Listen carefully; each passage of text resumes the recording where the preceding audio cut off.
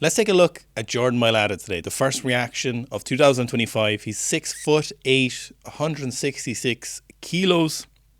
He's an offensive player for the Philadelphia Eagles in American football, playing in the NFL.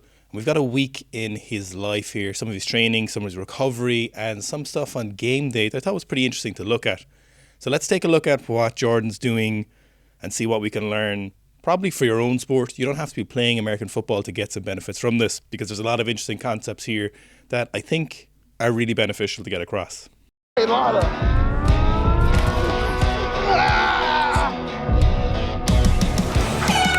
I got salmon caught out of the scoop 'em. Game day, 1 2 3. 1 2 3. Oh!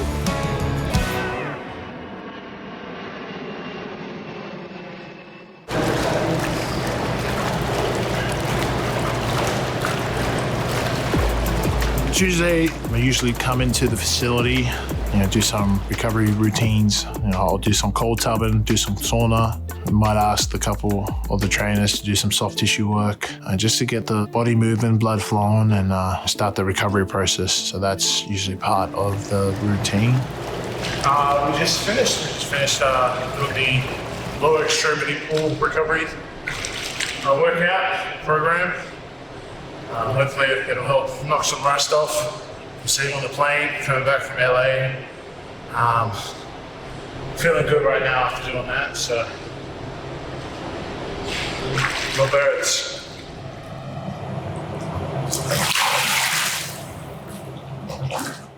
All right, here.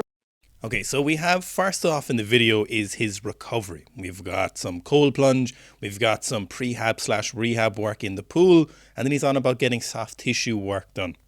So if we think about recovery globally, if we think about this as you who are probably a natural athlete, in reality, there's very little you can do for your recovery that is going to condense down that time frame that is going to make you recover like you would if you're on PEDs.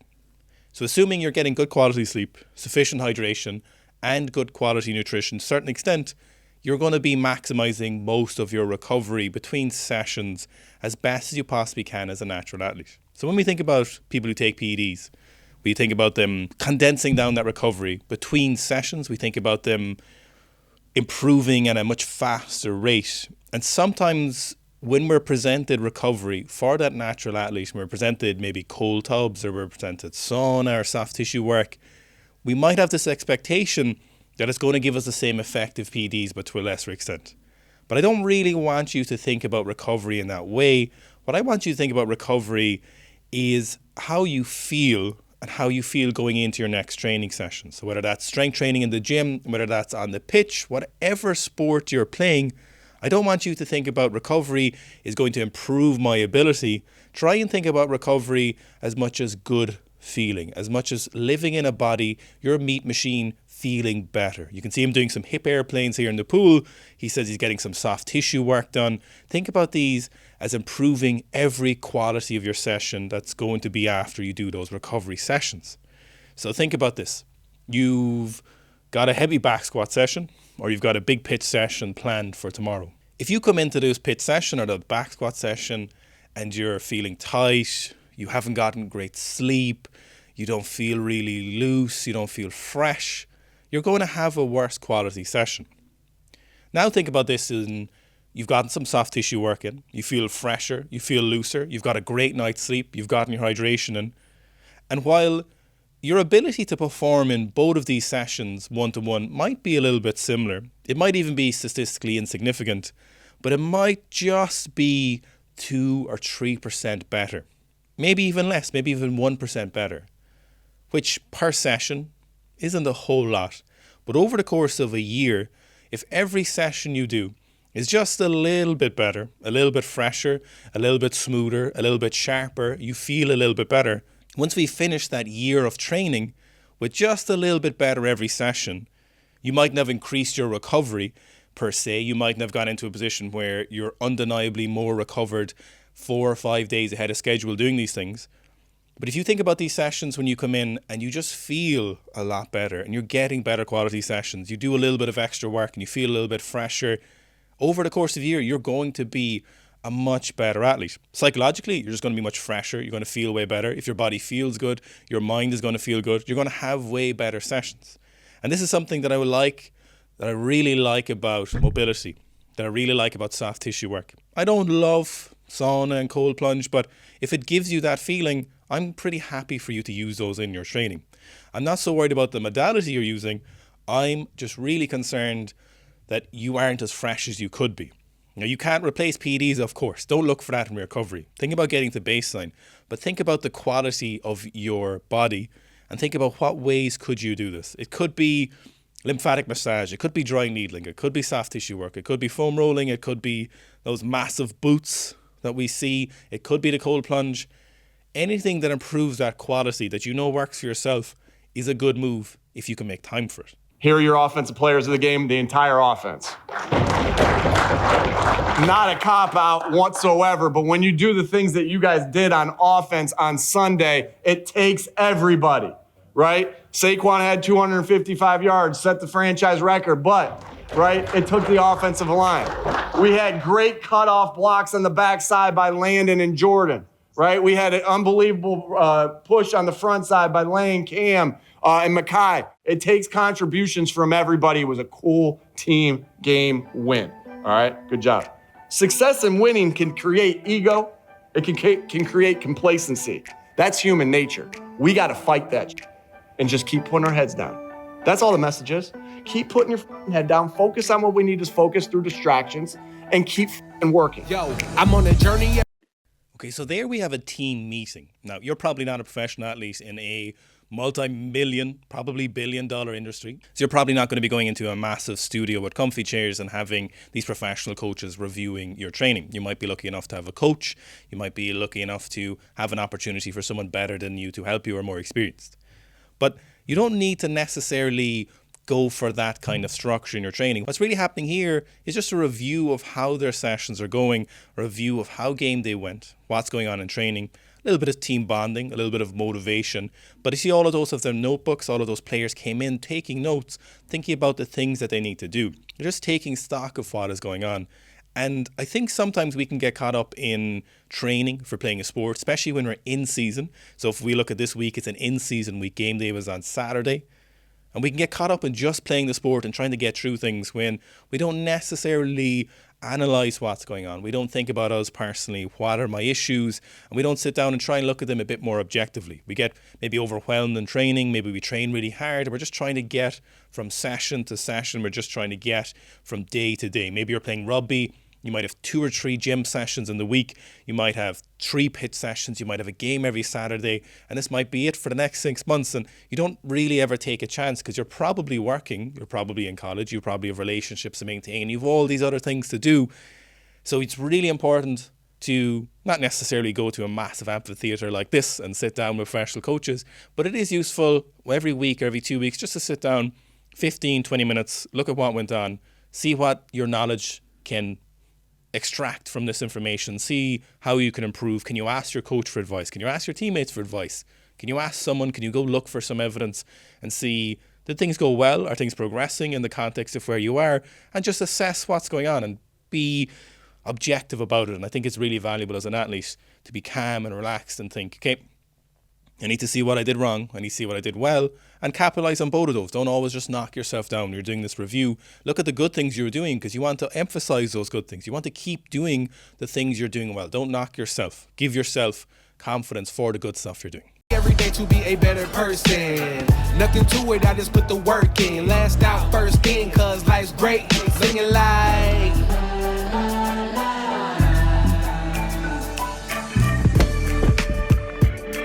Wednesdays, we come in, we get a lift, right? Offense lifts first, and while we lift, defense is in meetings, and we're there for about hour 15, and after that, we'll switch. So we'll go to meetings, defense will lift, and we're done. Hey, man, let's get a great week of working, man. All right, make the most of the opportunity. Work on 3. 1, 2, 3. Work. Now there we have that gym session. Probably one of the reasons you're looking at this video to see what they're doing in the gym. So remember, this is an in-season session. This is an in-season week. They're playing their games. And here it's really important that we're fighting the decay of fitness that they would have built in the off-season. And when I say fitness, I mean all of the qualities pertaining to American football: strength, size, power, speed, endurance, technicality, whatever those abilities that he's worked on in his off-season.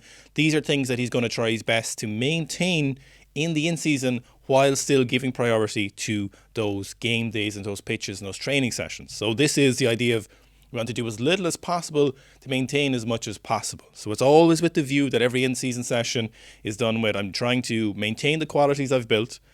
You need to accept that they're going to decay over the course of a couple of months. If the season's long, if you're in an intense football game or intense rugby game or soccer game, you need to appreciate that you're probably aware that these are really intense games. They're fatiguing you, they're breaking you down. There's this long fatigue over the course of that in-season. So we need to accept that we're going to lose some of our strength. We're going to lose some of our fitness to an extent. We're going to lose some of our speed. We're going to lose some of our muscle mass probably. So we need to accept that that's going to happen. But then we need to view this through, what can I do in the gym that will maintain these qualities while not impacting my pitch sessions or my game day sessions? And we can see a couple of exercises here. First, let's just take note that he's benching about 70 kilos per hand on the dumbbell bench press. So for a lot of us, probably not a lighter in-season session. That is a fucking heavy bench press. So 70 kilos per hand approximately is some big weight to be moving on the dumbbell bench press. And you can see he's doing this pretty casually. This is, again, a lighter day for him. You can also see some dumbbell snatches. Dumbbell snatches are nice. They can be a useful exercise if you get reasonably heavy. They can make you feel fast and a little bit more explosive. They might take that shoulder through a nice range of motion, and it's going to be a moderately effective exercise. It's not going to make big movers. It's not going to be as useful as heavy power cleans, for example. But when we're in that in-season, we just want to be doing something that's maybe a little bit explosive, training that quality as efficiently as possible. And we see that dumbbell bench press then for him is probably a reasonably light day. We're not doing probably too much barbell bench press here. He needs to stay fresh. He needs to keep his joints fresh, his muscles fresh for those game sessions. Then we can see that trap bar deadlift. And I think this is where the trap bar deadlift really shines in the season for a lot of athletes, is not necessarily in the off season where it can be useful. But for the in-season, remember, we're trying to fight that decay of fitness. We're trying to stop the reduction in strength and muscle mass that's inevitably going to happen during in-season. And some of this is benefit. Some of this can be stopped by just placing large loads over the body and asking the body to move those loads through a decent range of motion. You can see here, he's doing low block trap bar deadlifts with probably a lot lighter than what he could actually do, but he's just placing the stimulus on his body in an exercise that's not going to fatigue his legs or his back too much for his pitch practice session or his game day on Saturday, while still trying to maintain that muscle mass to a certain extent, while trying to maintain that physicality without fatiguing him too much. He said this gym session lasted about an hour and 15 minutes, so pretty quick, in and out, maintain as much as possible, move through that season, and nothing crazy. Welcome to my podcast. I'm your host, Jordan Mailata.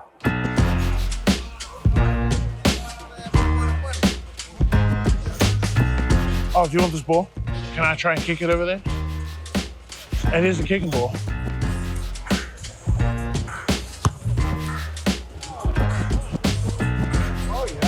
I do this.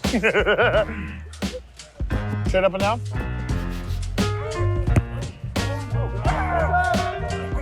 I'm an accessory to metal.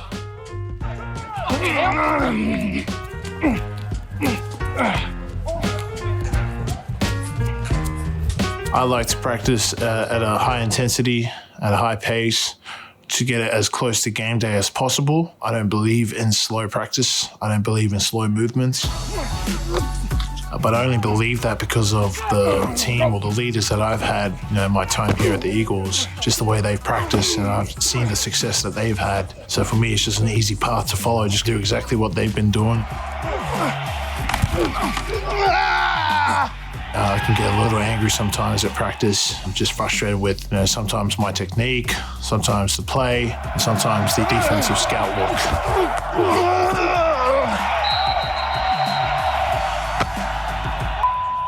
So we can see some interesting things there. First of all, Jordan came from rugby league, so he came from a sport that's somewhat similar to American football, but in terms of skills is going to be very different, certainly when we're getting to the high level, the elite level the highest capacity he could be playing in the sport of American football. And the skills there are going to be really different. The pace of the game is really different.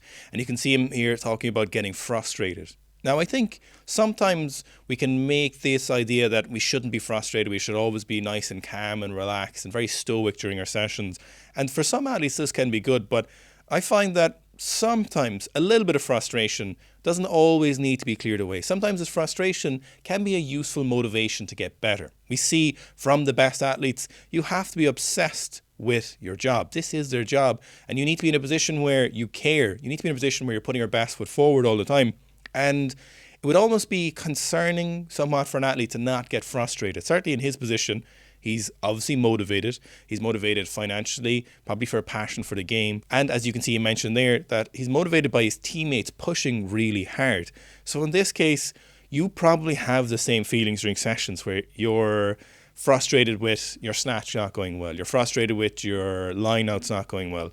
And it's okay to accept that frustration. It's okay to say, right, that wasn't great. I'm annoyed at myself. You don't have to pretend like you don't care. You don't have to imagine you don't have these emotions. It's okay to be frustrated. It's okay to say, yeah, I'm not that happy with that. Use that as motivation the next time. Now, of course, if this frustrating feeling is impacting your life, if it's actually impacting the quality of your sessions, then it's too much and you definitely need to deal with it. But don't feel bad for feeling frustrated. Accept that you're frustrated because you care and you want to get better and move on from there. Another aspect of this is talking about game day intensity on his sport-specific practice. And I think in the in-season, this is a really good idea. Now, in the off-season, this would be terrible. You need to take breaks, especially in a sport where you're taking big hits and it's intense and he's a large dude and his joints are going to take a beating. You can't be training high-intensity sports activities all the time, all year round. This is one of the biggest things we find from our consultations with higher level athletes when we get them across all sports, track and field, rugby, whatever it is, badminton, swimming, kayaking, you name it. You find that athletes have a hard time letting go. Jiu-jitsu athletes are a big failure at this as well, of letting go of game day intensity, high intensity practice at the right times of year. And I understand it. We understand where it comes from. It comes from a position where you're thinking, okay, if I stop practicing now, my competitors are going to get better and I'm going to get worse. But you're stepping back a little bit in lieu of future progress. You're stepping back to enhance those qualities in the off season, the strength, the fitness, all of that great stuff. So then when you get to the in season, you're ready to capitalize on those big qualities you've built, and then you put in that effort in that sport-specific practice. You put in that intensity. So here, where he's talking about that sport-specific practice, I like that. We've reduced our intensity in the gym.